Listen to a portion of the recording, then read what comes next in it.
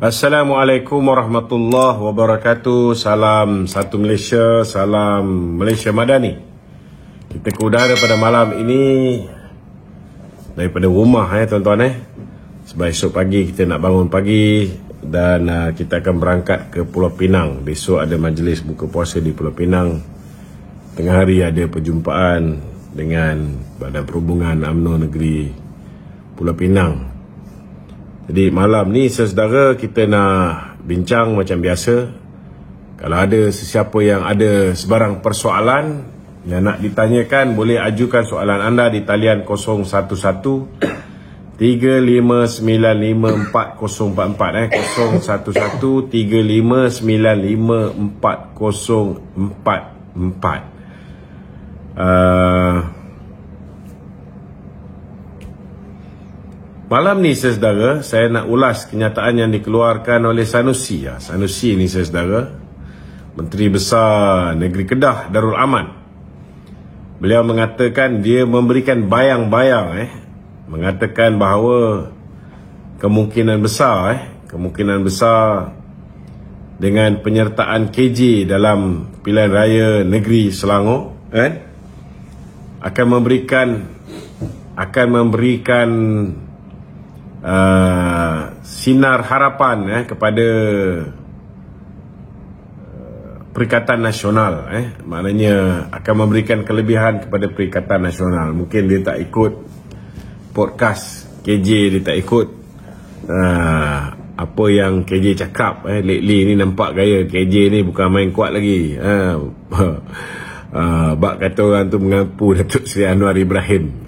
Nampak gayanya beliau masih lagi menaruhkan harapan untuk bersama dengan Parti Keadilan berbanding dengan nak bersama dengan PAS mahupun bersatu. Jadi bagi saya simple saja, tak kira lah KJ ke Syaril Hamdan ke mana juga parti yang mereka sertai saudara, ianya tidak akan mengganggu-gugat kedudukan Barisan Nasional dan Kerajaan Perpaduan yang lain. Saya rasa untuk negeri Selangor, untuk negeri Sembilan dan untuk negeri Pulau Pinang, hampir pasti kita boleh menang dengan mudah. Walaupun KJ kata kita ni akan bungkus ataupun kalah semua, tak apa. Kita sahut cabaran KJ ni dan kita buktikan dalam pilihan raya yang dijangka pembubaran berlaku dalam bulan 6 dan mungkin pilihan raya boleh jadi penghujung bulan 7 ataupun mungkin awal bulan 8 seperti mana yang digambarkan oleh Timbalan Perdana Menteri Datuk Seri Ahmad Zahid Hamidi. Jadi saya yakin tuan-tuan kita akan ada sebuah pasukan yang kuat. Jadi tak kira lah tokoh-tokoh, saya tahu bahawa Perikatan Nasional dah ready nak meletakkan tokoh-tokoh hebat mereka, tokoh-tokoh terbaik, sampaikan tokoh Governor Perlis pun nak diletakkan di Semenyih.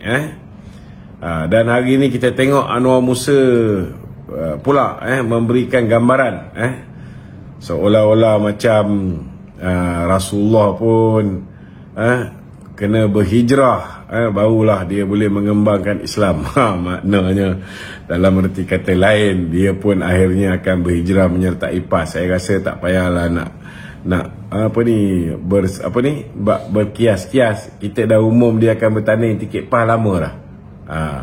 Malah itu hari Haji Hadi dah ready nak bagi dia bertanding atas tiket PAS. Tetapi ada bantahan daripada pihak Tan Sri Mahidin Yassin disebabkan risau takut kalau Tan Sri Anwar Musa bertanding atas tiket PAS kedudukan DUN kerusi-kerusi bersatu di situ akan ada masalah. Itu yang Tan Sri Muhyiddin fikirkan. Dia tak fikir pun pasal Anwar Musa ni. Dia fikir pasal calon-calon parti dia yang akan bertanding dalam pilihan raya negeri Kelantan tak lama lagi. Jadi tuan-tuan, saya yakin ramai orang nak bertanyakan soalan. Kalau ada sahabat-sahabat dalam TikTok yang mahukan nak buat live pada malam ni, yang nak VC dengan kita boleh buka pada sesi soal jawab, tak ada masalah. Kalau ada walaun ataupun penyokong-penyokong Tegar Muhyiddin pada malam ni nak tanya bila akan dimulakan pendawaan kepada grup Jana Wibawa 2, boleh masuk, insya-Allah.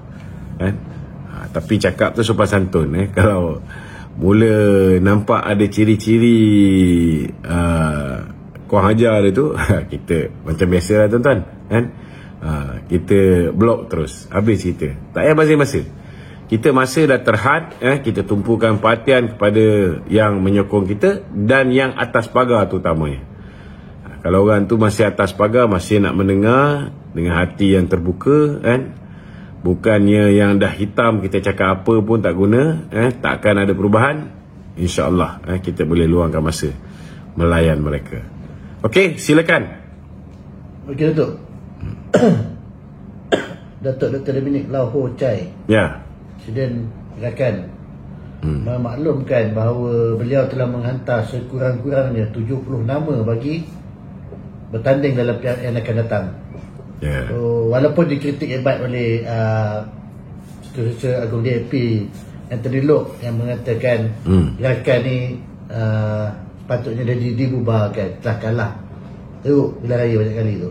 Apa pandangan tu? Kita negara demokrasi, jadi kalau gerakan nak bertanding tak ada masalah, dengan syarat kalau dia bertanding atas tiket Perikatan Nasional, dia mesti mendapat watikah daripada pengurusi Perikatan Nasional, iaitu Tan Sri Muhyiddin Yassin. Dan dia nak dapat 70 kursi, dia boleh minta, tak ada masalah. Dia nak minta dengan Tan Sri Muhyiddin 70 kursi, dia boleh minta, Tan Sri Muhyiddin nak bagi dengan tak bagi, itu atas Tan Sri Muhyiddin. Sebab lagi banyak kursi yang diberikan kepada gerakan ni, sudah pastilah lebih banyak dana juga perlu disediakan oleh Tan Sri Muhyiddin kepada gerakan, dan kita pun tahu peluang gerakan ini untuk memenangi pilihan raya sangat-sangat tipis. Kalau saya lah jadi Tan Sri Muhyiddin Yassin, saya takkan bazir masa saya takkan bazir duit saya, dengan membiayai perbelanjaan untuk gerakan bertanding dalam pilihan raya yang akan datang. Lebih baiklah duit dia tu digunakan untuk fokus tempat-tempat yang dia yakin boleh menang. Minta tak ada masalah. Okey? Okey tu. Kalau kita tengok 70 kursi tu, kita tolak Kelantan dengan Terengganu yang mustahil lah gerakan nak bertanding kat situ. So kita ambil Pulau Pinang, Negeri Sembilan dengan Selangor.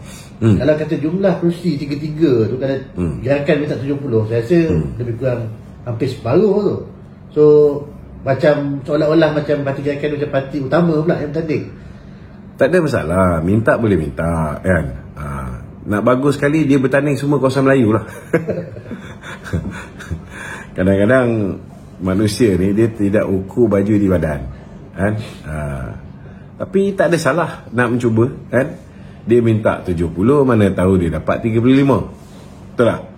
Ini mungkin teori yang gerakan gunakan dalam berhadapan dengan Tan Sri Muhyiddin Yassin. Tapi sebenarnya sudah ada kawasan-kawasan yang dikenal pasti sebagai kawasan bukan Melayu, biasanya tempat-tempat di mana MCA bertanding, MIC bertanding, di mana tempat DAP bertanding, itulah tempat yang sepatutnya gerakan bertanding, jadi memang tak munasabah lah sampai 70 kursi, khususnya kalau 3 buah negeri. Saya rasa mungkinlah ianya melibatkan kursi-kursi di Kelantan juga, mungkin ada sikit 1-2. Mungkin ada kursi juga di Kedah, dan sudah pasti dia juga berhajat untuk bertanding di apa ni, kursi lawan DAP, kursi-kursi yang DAP tandingi di Negeri Sembilan, di Pulau Pinang, di Selangor. Yang paling banyak Pulau Pinang lah, sebab Pulau Pinang ni kawasan yang bak kata orang tu tinggi jugalah. Dulu mereka pernah menjadi kerajaan di Pulau Pinang. Okey? Okey tu. Balik kepada pengumuman Menteri Besar Kedah tadi. Kita tahu dia dah ada calon poster boy untuk dua-dua negeri, Negeri Sembilan dengan Selangor. So Negeri Sembilan saya tolak tepi dulu sebab tak ada nama yang disebut. Tapi bila di Selangor, nama yang disebut Muhammad Yunus, kata silap saya lah. And then kita pun faham dekat PPPM pun ada Azmin Ali, mungkin KJ, mungkin Nur Umar. So kalau kata pada pandangan Datuk lah, siapa calon yang telah ditetapkan tu, tekaan Datuk lah? Tekaan saya? Tekaan saya kalau Selangor ni pasti bukan Yunus lah, kan? Kalau Yunus masih berhajat nak menjadi poster boy Perikatan Nasional di Selangor, kita alu-alukan lah. Lagi mudah melingkup, kan? Tapi saya yakin, kan, kalau misalnya mereka meletakkan KJ ni di Selangor ni, kurang-kurangnya nampak adalah tokoh yang boleh menyaingi kedudukan Yang Amat Berhormat Datuk Amiruddin Syari, kan? Nampak ada fight sikit, kan? Walaupun kita pun tak sure sama ada dia boleh menang tak menang kursi yang dia sendiri bertanding tu. Kita tahu dia akan kalah pilihan raya, maknanya dalam arti kata lain Perikatan Nasional tak ada peluang untuk menang dalam pilihan raya negeri Selangor. Ini saya yakin, kan? Sebab Selangor adalah kawasan marginal, kan? Dengan gabungan antara BN dan PH, boleh kata bungkuslah Perikatan Nasional di Selangor ni. Tetapi peluang mereka untuk dapat kerusi di Selangor ada, terutamanya kawasan-kawasan yang jumlah penghuni Melayu tu tinggi. Peluang tu ada, tak mustahil, kan? Ada lagi orang-orang yang tak tahu bahawa parti ni parti rasuah, Perikatan Nasional ni terlibat dalam menyogok secara besar-besaran dalam pilihan raya yang lepas. Ada yang masih lagi ingat bahawa Perikatan Nasional ni sebuah parti yang bersih, yang stabil, kan? Padahal dia dah kucalana dah, kan? Tetapi ini bergantung kepada kemampuan kita menyampaikan kebenaran kepada rakyat. Kalau ada rakyat masih percaya dengan dia orang ni, memang beratlah kita, kan? Dan keduanya, kita pun tahu bahawa doktrinasi Mahathir daripada dulu lagi menakut-nakutkan rakyat Malaysia ni, terutamanya orang Melayu, tentang DAP. So kalau kita tak dapat convince rakyat bahawa DAP sekarang ni DAP yang jauh lebih pragmatik, DAP yang jauh lebih sederhana, kan? DAP yang jauh lebih bertolak ansur, DAP yang menghormati kedudukan hak istimewa orang Melayu, kedudukan Islam sebagai agama persekutuan, kedudukan bahasa Melayu sebagai bahasa kebangsaan, kedudukan raja-raja Melayu. Kalau kita tak boleh nak sampaikan mesej ni kat kaum B, orang masih takut dengan DAP dulu, memang kita akan ada sikit bahaya, terutamanya di negeri Kelantan ni, negeri Terengganu dan negeri Kedah. Ini 3 buah negeri yang bagi saya kita akan berhadapan dengan saingan sengit. Setakat 3 negeri lain ni kita dah boleh bincang lah, calon-calon yang dah boleh ukur baju, untuk tempah baju nak angkat sumpah sebagai menteri besar daripada kalangan kita, itu dah boleh bincang. Okey? Betul. Bersihkan seluruh sistem dan bersihkan yang gerak, tidak kira siapa pun mereka, tidak kira sama ada usia mereka mencecah 100 tahun atau belum mencapai 100 tahun. Tiada alasan titah Sultan Johor. Itu satu signal yang kuat daripada ke bawah dulu tuanku. Kalau tuanku dah titah, kan, tak kira lah atuk tu berusia 97 ke 100 tahun ke, kan, salah tetap salah. Saya rasa semangat ke bawah duli tuanku Sultan Johor ni memang patut, memang tepat. Sebab selama hari ni pun Datuk Seri Najib kesian kat dia, sebab dia berumur itu, sebab dia tidak dihadapkan ke muka pengadilan, tidak pernah pun didakwa dan sebagainya, kan? Tetapi bila dia ada kuasa, kita tengok no mercy, kan? Dia menzalimi semua musuh-musuh politik. Dia melakukan pendakwaan terpilih, pendakwaan berniat jahat, pendakwaan yang bermotifkan politik. Habis musuh-musuh politik dia kena. Siapa yang tak nak tunduk dengan dia, siapa yang tak nak kerjasama dengan dia, siapa yang tak nak kompromi dengan dia, semua jadi mangsa. Jadi kita kena beringatlah, kan? mungkin kita hadapkan dia ke muka pengadilan, kan? Bila dia dah jatuh hukum nanti, atau pulanglah kepada pemerintah pada ketika itu, sama ada belas kasihan ke, nak bagi dia royal pardon ke, kan? Risau juga, takut dia duduk dalam penjara nanti, kan, digigit semut mati. Okey? Okey tak? So Tuanku pun ada bertitah baru ni, tak silap saya tu, saya ada baca dalam statement. Ia berhubung dengan isu berkaitan dengan Menteri Belia dan Sukan lah, kes melawat gereja tu. Tapi Tuanku punya titah, tak kisah nak lawat rumah ibadah lain, yang penting akidah tu. Ya. So Datuk punya pandangan peribadi macam mana tu? Pandangan saya satu je lah. Pandangan saya, pertama sekali, DAP mengeluarkan kenyataan bahawa program itu tidak melibatkan remaja Muslim, kan? Jadi dalam perlembagaan Malaysia,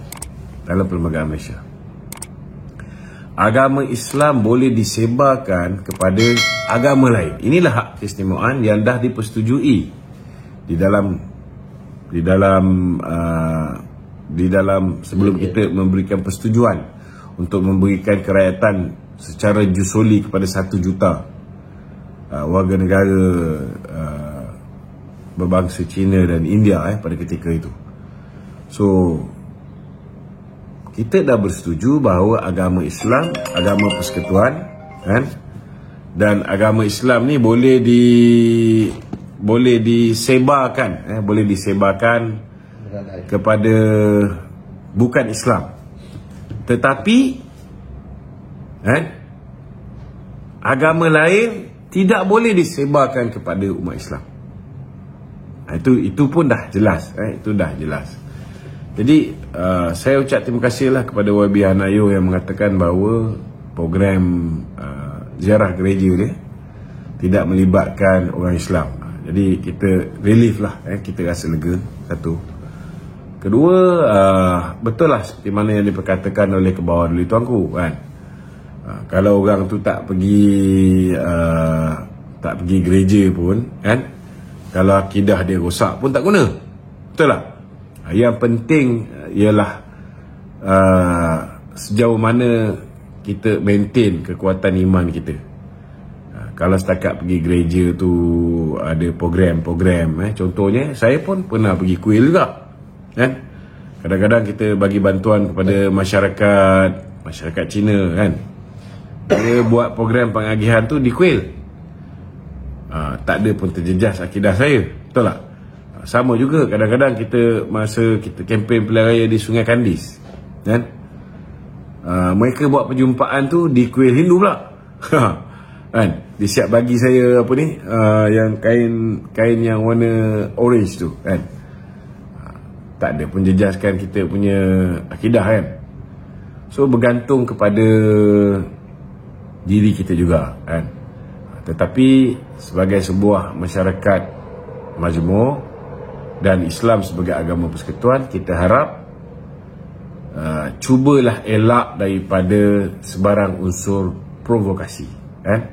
Kalau nak buat program-program biar jelas, kan? Maknanya program-program tu kalau macam contohnya lah, yang melibatkan nak pergi ke gereja-gereja ni, tidak melibatkan penganut agama Islam, remaja beragama Islam, kan? Nyatakan terang-terang, kan? Nyatakan terang-terang. Sebab kita tak nak ianya mudah diputarbelikkan oleh pembangkang. Kerja dia orang ni memang nak putar belik je, kan? Contohnya macam hari semalam kita baru membincangkan tentang MRSM, nak dibuka kepada anak orang-orang yang elit.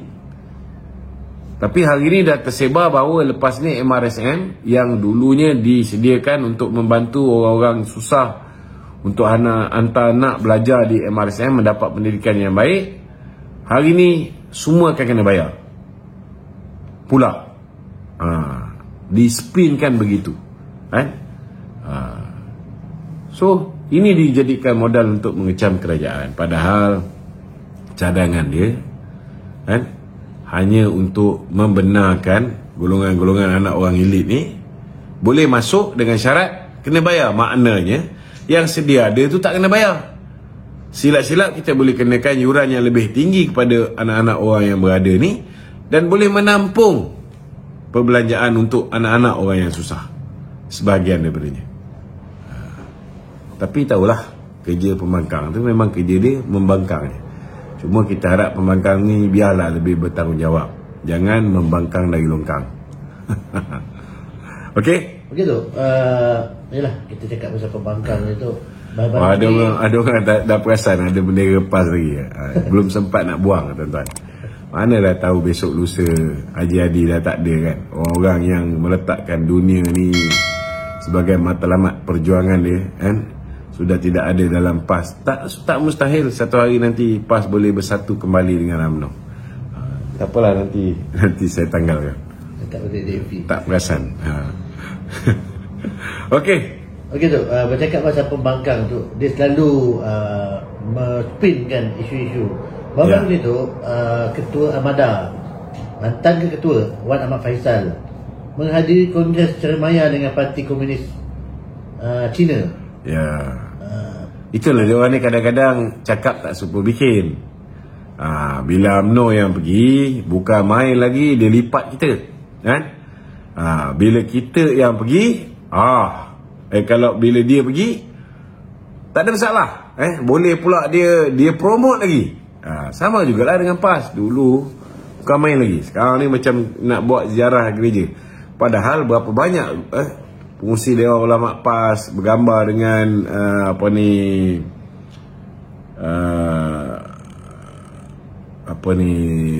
dengan father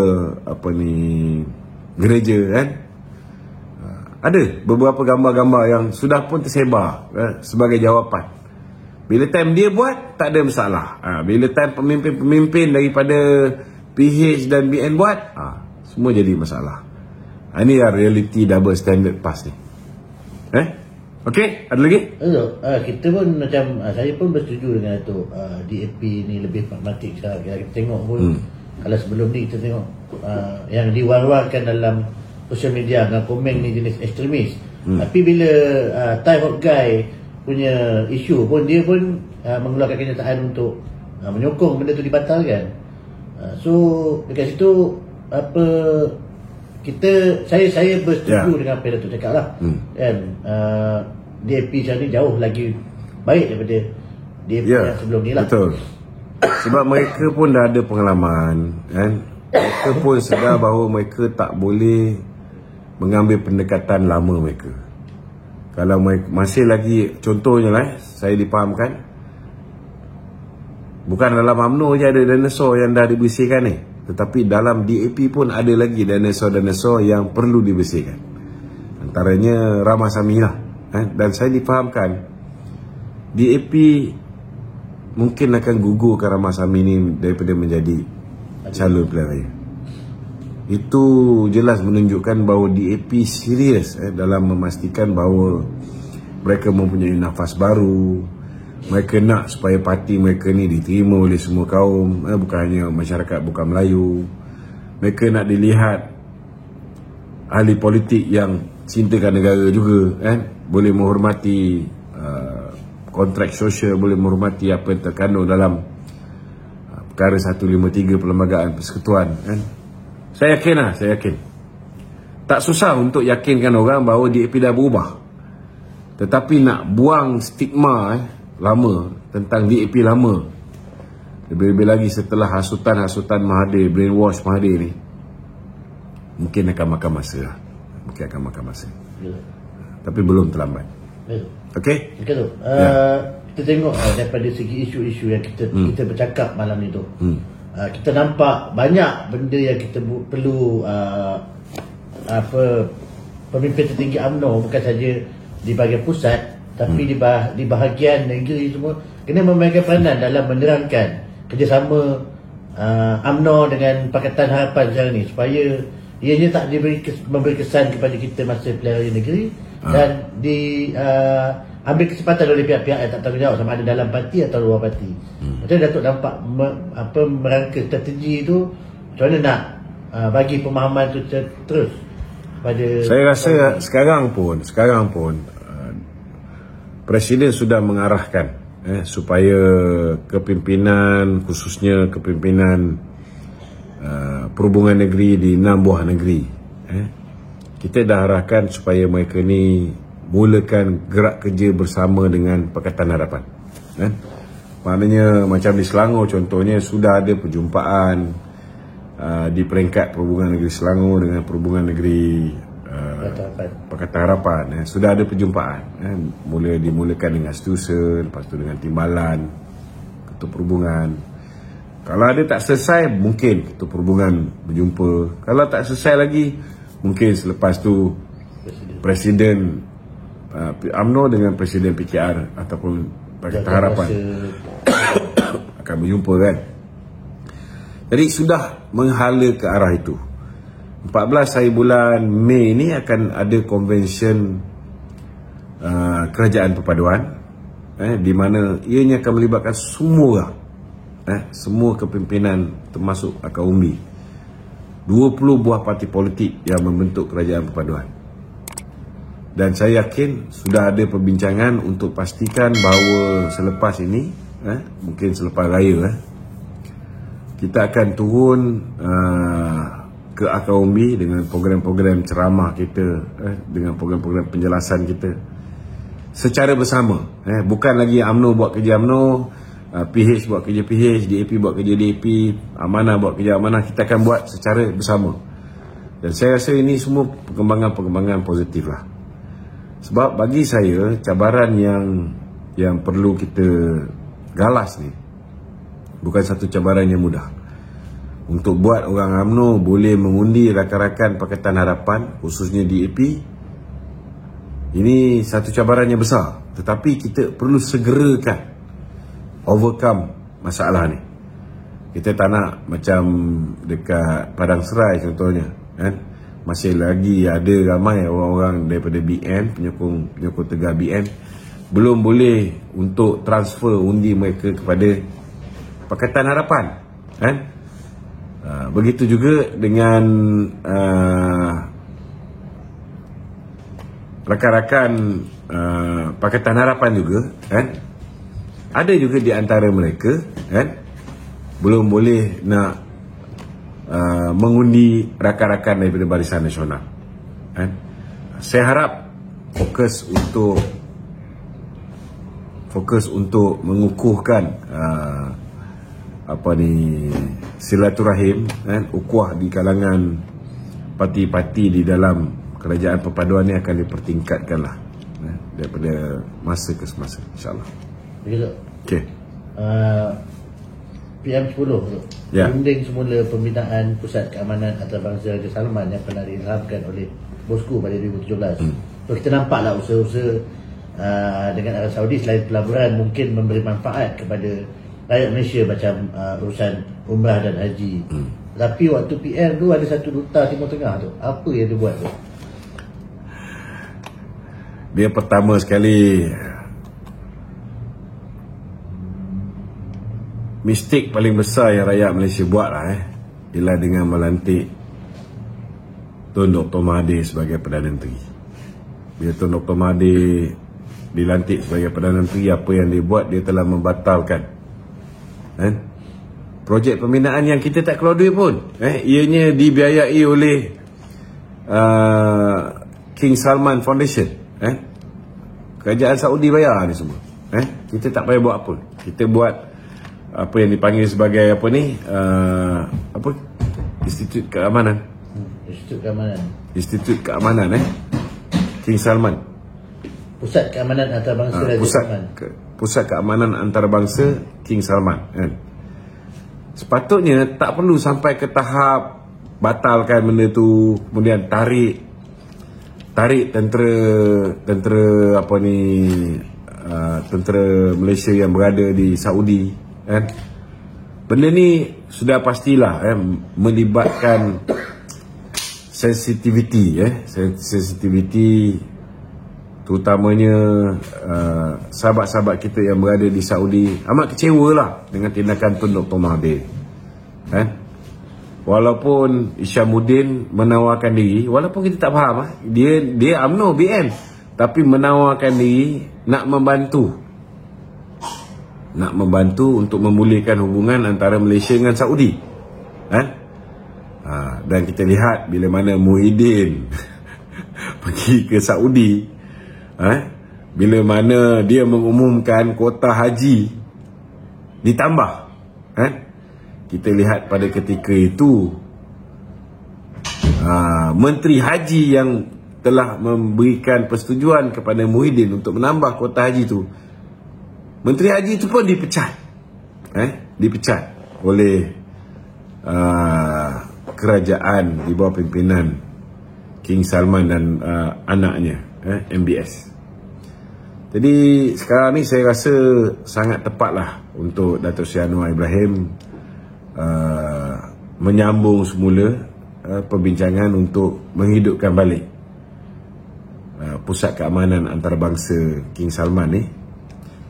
Dan saya rasa kalau misalnya Datuk Seri Najib berada di luar, kita doakanlah, semoga beliau, saya tak nampaklah peluang untuk beliau menang 31 hari bulan ni, sebab Ketua Hakim Negara masih orang yang sama. Saya tak nampak bahawa hakim yang masih lagi di bawah maknanya answerable tu Ketua Hakim Negara akan membuat satu keputusan yang bertentangan dengan apa yang dibuat oleh panel 5 hakim yang diketuai oleh Ketua Hakim Negara yang sedia ada sekarang ni, Lantikan Mahathir ni. Namun saya nampak peluang untuk Datuk Seri Najib bebas ini sangat cerah bila mana Datuk Seri Azalina sudah pun mengumumkan bahawa kerajaan bersetuju untuk menubuhkan Royal Commission of Inquiry berhubung dengan dakwaan yang dikeluarkan oleh Tommy Thomas. Bila benda ni dibicarakan, semua akan terbongkar, maka orang akan tahu berlakunya pendawan terpilih di bawah pemerintahan Mahathir, penglibatan Tommy Thomas, pelantikan Ketua Hakim Negara baik Tan Sri Richard Malanjun, begitu juga dengan Tengku Maimun yang tidak mengikut perlembagaan persekutuan yang bertentangan. Saya rasa di situ ada peluang untuk Datuk Seri Najib dibebaskan. So saya nampaklah kalau Datuk Seri Najib berada di luar ini, sudah pasti dia boleh membantu gandingan Datuk Seri Anwar Ibrahim dengan Datuk Seri Zahid untuk memulihkan hubungan antara Malaysia dengan Saudi. Kita tahu Isyamuddin memang baik dengan Saudi, tapi kena ingat Isyamuddin baik dengan MBS pun kerana beliau dihantar oleh Datuk Seri Najib. Yang sebenarnya mempunyai hubungan baik dengan Saudi ni ialah Datuk Seri Najib tu sendiri, dan Isyamuddin hanyalah jambatan. Jambatan ni pun kadang-kadang boleh tahan juga, macam-macam juga kita pun dapat maklumat yang dicocoknya, yang dia hantar bagi maklumat-maklumat yang salah di pihak Saudi. Kita tahu apa yang Isyamuddin buat selama hari ni, cuma kalau Datuk Seri Najib berada di luar, insya-Allah saya yakin beliau dapat membantu Datuk Seri Anwar untuk memulihkan hubungan antara Malaysia dengan Saudi yang rosak akibat kita silap mengangkat Tun Dr. Mahathir sebagai Perdana Menteri, insya-Allah. Okey. Begitu. Pengumuman kenyataan PM10 tu, bahawa PM9 juga terlibat dalam Jana Wibawa 2.0 tu. Maksudnya bukanlah kata ada kesalahan, tapi masih disiasat dalam menegaskan kenapa projek Jana Wibawa diteruskan oleh kerajaan sekarang lah. So, saya rasa kalau saya pun tahu PM9 tu terlibat, takkanlah PM10 yang mendapat maklumat first hand tak tahu, betul tak? Jadi bila PM10 cakap tu, dia cakap berdasarkan fakta, dia cakap berdasarkan dokumen-dokumen yang dia dah nampak, berdasarkan laporan-laporan yang dia dah perolehi, bukan sembang kosong lah. kita pun boleh tahu, kan? Dia terlibat, Salim terlibat, kan? Kita pun dengar-dengar bekas menteri wilayah pun akan dipanggil juga, kan? Berhubung dengan apa nama KL Tower, mungkin juga akan berhadapan dengan pendakwaan, kan? Jadi tunggulah, takkan kita boleh dengar PM tak tahu, betul tak? Tapi kita jangan mendahului, kita bagi peluang untuk SPRM buat kerja dan Jabatan Peguam Negara melakukan pendakwaan. Okey? Alright. TikTok je. Ada satu ni TikTok Asyik dulu. Syarifudin bin Lebay. Ya, Encik Syarifudin, Assalamualaikum. Datuk Luqman Wadam. Waalaikumsalam. Apa khabar, Datuk Luqman? Baik. Ya, Din, daripada mana ni, Din? Datuk, sebelum tu saya dari Selayang ni, Datuk Luqman. Oh, Selayang, tahniahlah dapat ketua bahagian baru. Ya. Datuk, saya nak ucapkan tahniah kepada Datuk sebab dapat MKT ya. Terima kasih. Tahniah kepada Datuk. Ni banyak puak-puak PAS ni menganjing saya kalah ke ni. Banyak walaupun PAS ni dia menganjing kata saya kalah. Datuk, ni saya nak tanya kepada Datuk, ni mungkin sensitif sikit lah Datuk lah. Okey. Ni saya nak tanya tentang yang Datuk kalah di pemilihan bahagian di Sri Gadin tu. Ya. Kepada Datuk Muhammad Lasim Burhan, kan? Ya. Sebab hari tu saya tengok masa pemilihan tu Datuk ada cakap yang Datuk Lasim ada buat macam-macam kat Datuk lah, suruh ni macam-macam lah, kan? Macam-macam benda yang tak baik lah. Okey, soalan saya Datuk, adakah Datuk tidak akan mengambil tindakan kepada Datuk Lasim ni atau macam mana tu? Nak display, sebab dia dah terbukti kalau ada Datuk, saya rasa Datuk kena report ni dekat Biro Display UMNO. Satu. Okey. Dan kedua Datuk, mungkin ni pandangan saya, sebab mungkin Datuk pada cakap Datuk tak duduk di Sri Gadin, Datuk duduk di KL. Mungkin itu antara sebab Datuk kalah tu. Itu saja. Tapi Datuk banyak jasa selalu mengulang-alik ke Sri Gadin, kan? Saya harap InsyaAllah Datuk dapatlah bertanding di Parlimen Sri Gadin nanti. InsyaAllah Datuk. Itu saja. Assalamualaikum. Waalaikumsalam warahmatullahi.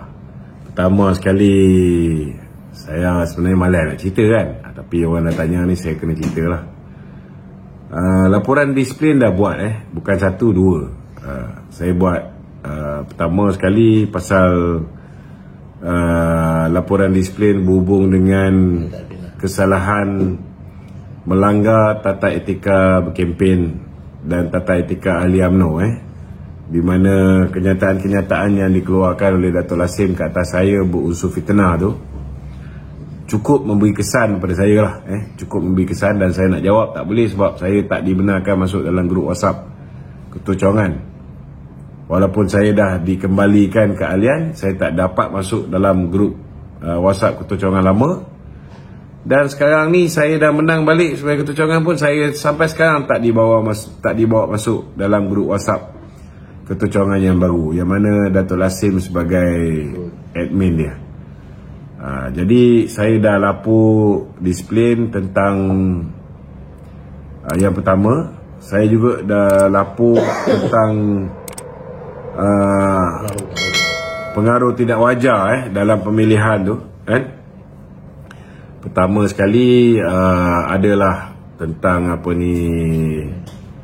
penggunaan benda-benda yang contohnya lah macam banner, terang-terangan di pintu masuk dewan tu. Lembaga disiplin Jawatan Kuasa Pemilihan UMNO menegaskan 50 meter tak boleh ada sebarang poster, tidak boleh ada sebarang gambar-gambar calon dan sebagainya. Tapi dekat pintu masuk tu terang-terang ada banner siap dengan nombor calon dia. Lepas tu dekat atas pentas backdrop pun ada lagi gambar dia. Kemudian nak pergi mengundi dekat tempat mengundi tu, sebelum nak masuk kat kaunter tempat mengundi tu pun ada lagi banting gambar-gambar dia orang.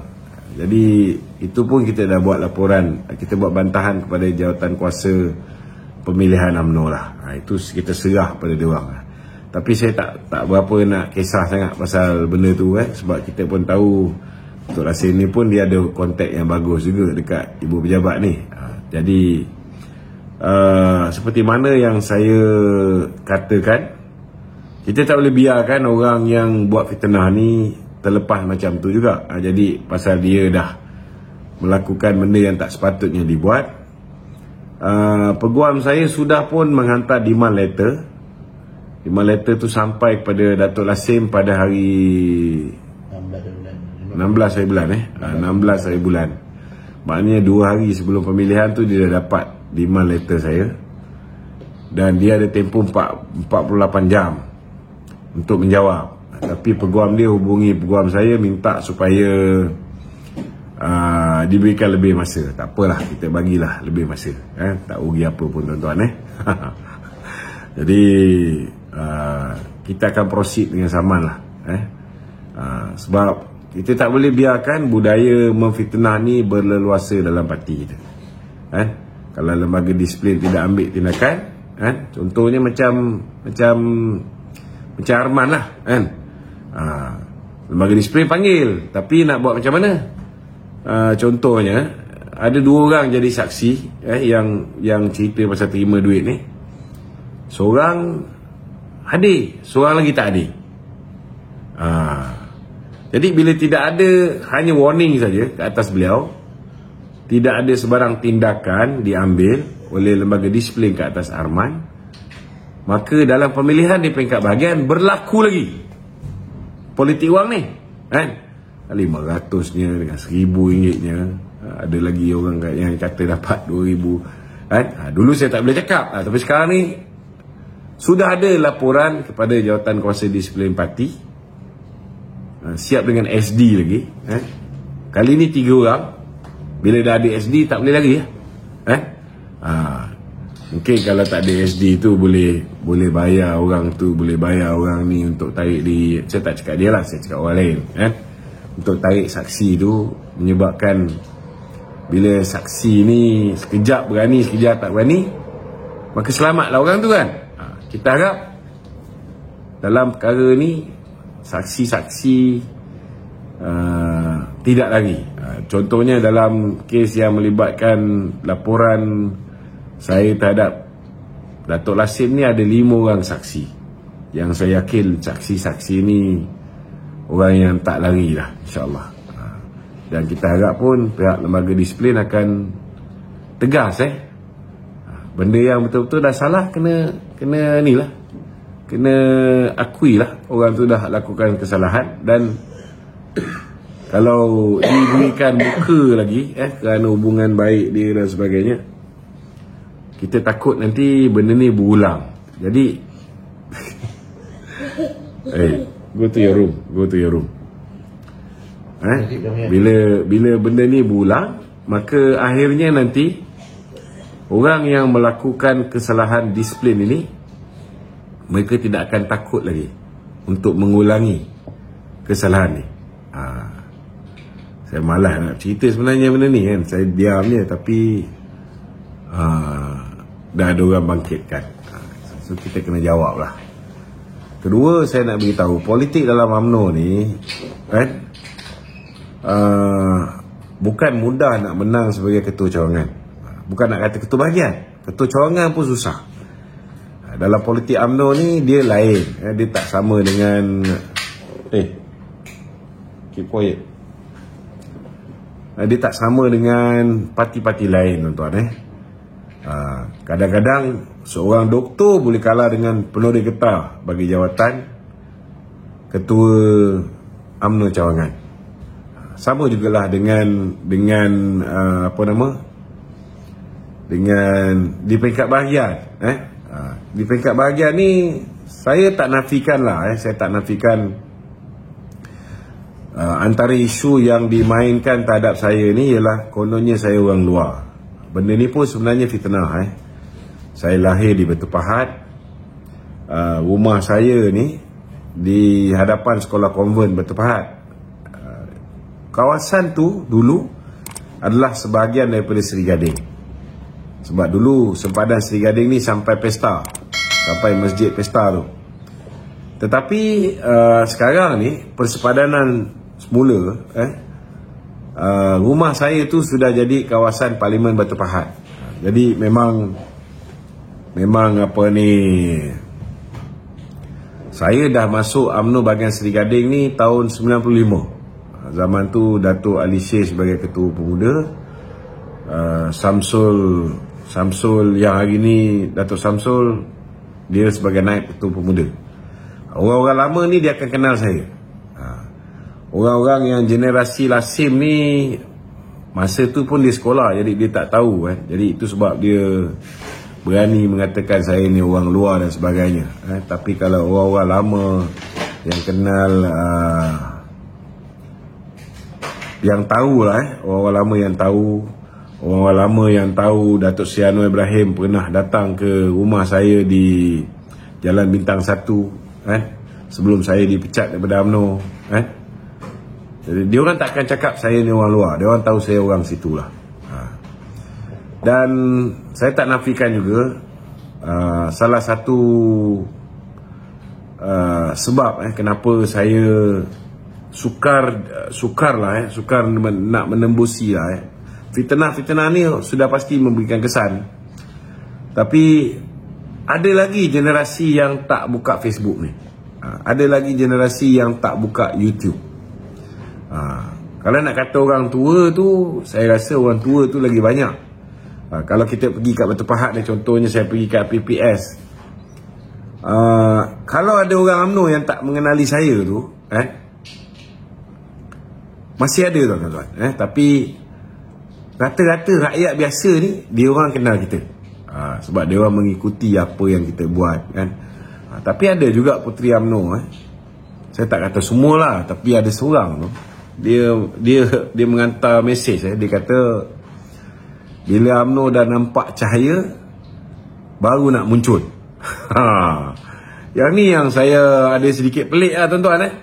Sebab kalau orang tu lama mengikuti perkembangan parti ni, dia sudah pastilah tahu bahawa saya lah orang pertama yang bangkit menentang Tun Dr. Mahathir.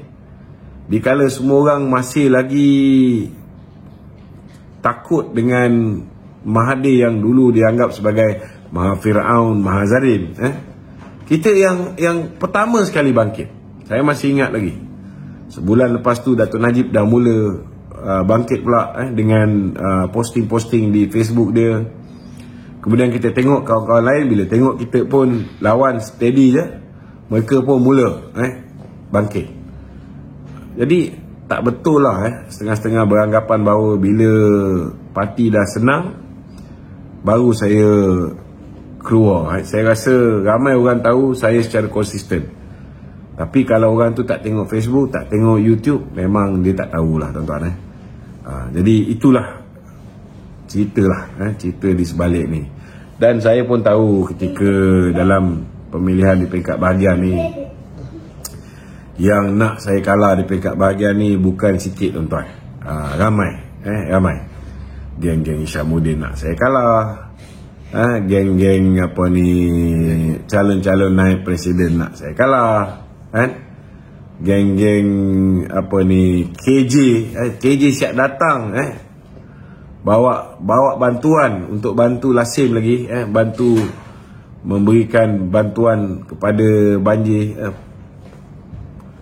bervan-van tuan-tuan. Kebetulan masa dia datang tu saya ada kat belakang. Tak apalah, benda dah lepas, apa nak buat. Kita menawarkan diri, menawarkan khidmat. Itu seperti mana yang saya cakap, sudah pasti kalau kita menang ada hikmah dia, kalau kita kalah pun ada hikmah dia, ada hikmah dia. Kalau kita tawarkan diri, orang tak nak terima, kita tak boleh nak kata apa, tuan-tuan. Itu hak, dan inilah demokrasi. Tapi Allah tu adil. Dia bagi Lasim menang kat bahagian, dia bagi saya menang di pusat. Mungkin kat bahagian saya dapat undi separuh daripada apa dia dapat, tapi di pusat saya dapat 3 kali ganda daripada apa dia dapat. Ini rezeki Allah Ta'ala bagi, rezeki masing-masing. Rezeki tak pernah salah alamat, bak kata Presiden kita. Okey, ada lagi soalan? Tak ada. TikTok. Okey, ada lagi satu. Nazmi Adnan. Ini macam geng belah sana ni. Tak apa, kita panggil. Assalamualaikum, Tuan Rahman. Waalaikumsalam. Okey, ni saya Najmi dari Sumban. Okey, ni. Okey, Datuk, sebab baru-baru ni baru keluar yang pasal ex-CEO Astro, dia baru pulangkan 10 juta USD. Okey. Tapi tak tahu lah dalam bentuk cash ataupun dalam bentuk aset, harta lah. Ya. Rumah banglo tu. Ya. Adakah sebab STRM dah sah kan, dia dah pulang kan, Datuk rasa macam logik ke? Dia macam cepat sangat, tiba-tiba dapat tahu dah pulang je. Dia macam ni,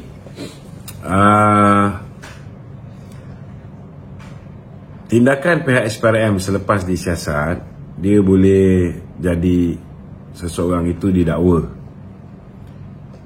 Ada kalanya seseorang itu ditawar untuk di-compound, tetapi jenis pulang aset lepas tu tidak didakwa ni agak janggal, sebab kalau seseorang itu menerima sogokan, bila dia didakwa, biasanya dia kena compound, dia kena denda, penjara, lepas tu kena denda tu berlipat kali ganda daripada nilai suapan. Biasanya begitulah.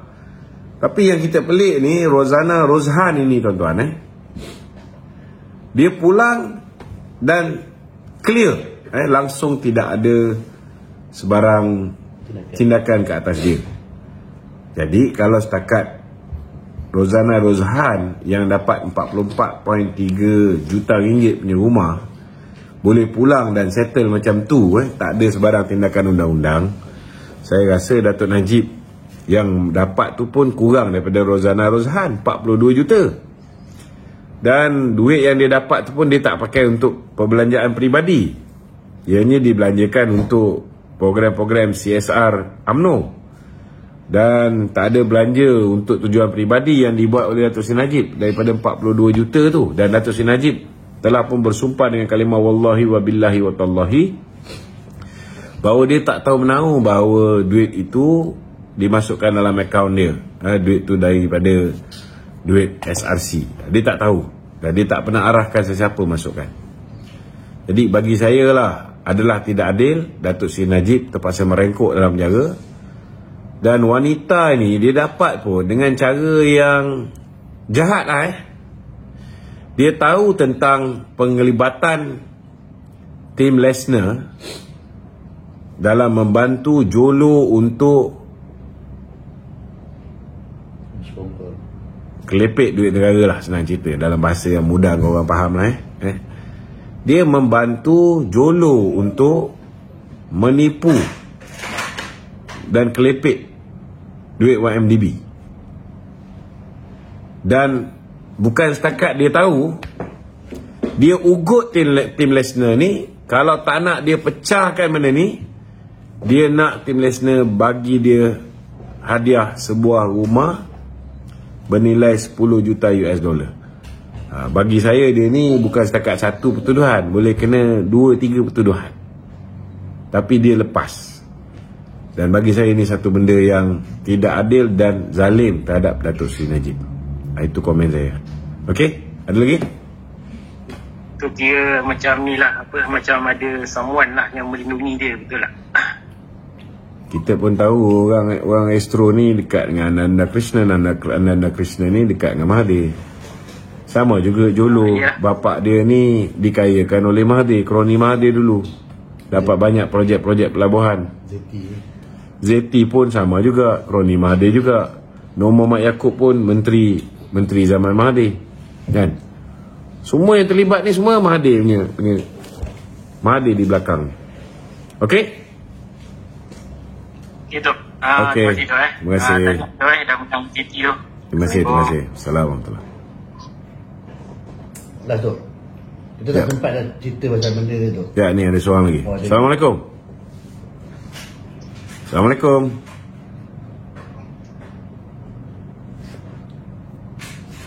Assalamualaikum. Kak.